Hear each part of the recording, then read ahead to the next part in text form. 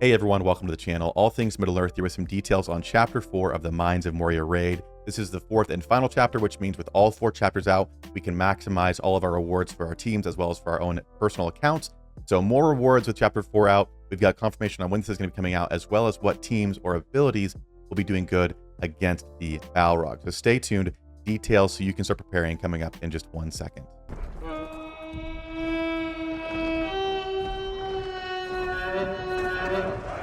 All right, we're going to keep this as short and sweet as possible. There's not a crazy amount of information here, but I want to get that info to you guys right away so you can start prepping your rosters.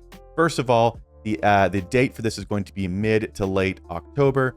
They did say in the post that there's going to be more details coming soon, like probably about specific abilities the Balrog has and a more specific date. So if your team can, I would try and coordinate your raid to start just before this launches, so you're in your second or third chapter.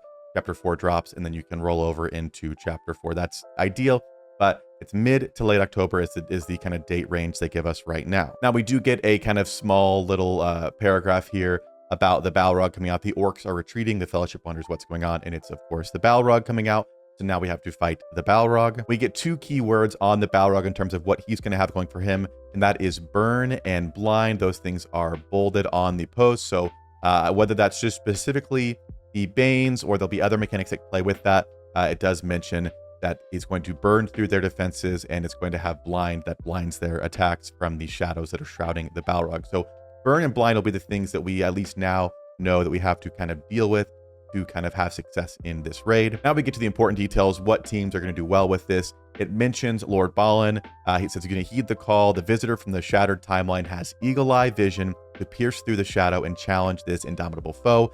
Bringing together dwarves and elves in an unlikely alliance, Lord Balin will cleanse his squad of danger and protect the halls of Khazad-dûm. So kind of getting the tease here, which should not be a surprise that Lord Balin is going to be the best or one of the better teams for this raid. Now, what I'm going to do is I'm going to start building a ranger team, or specifically Halbrad, because I have a lot of other rangers already, because Halbrad does have some eagle eye in his kit as well.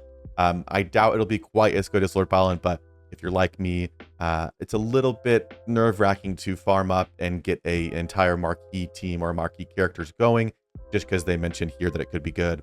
I've got some PTSD from the Haradrim, so I'm going to be a little bit more careful moving forward, because the Haradrim, while I do think mechanically will be the best in Chapter 2, really still struggle with, again, not sure what needs to change in their kit or if it's just more gear, but they've definitely underperformed for me, and I kind of regret going so hard into them. So I'm going to start with kind of the backup team that's going to have access to a perk like Eagle Eye, which is going to be Halbrad. But Lord Balin, that team is probably going to do pretty good. Again, if all we need is Eagle Eye and cleanses, that team's definitely going to have that.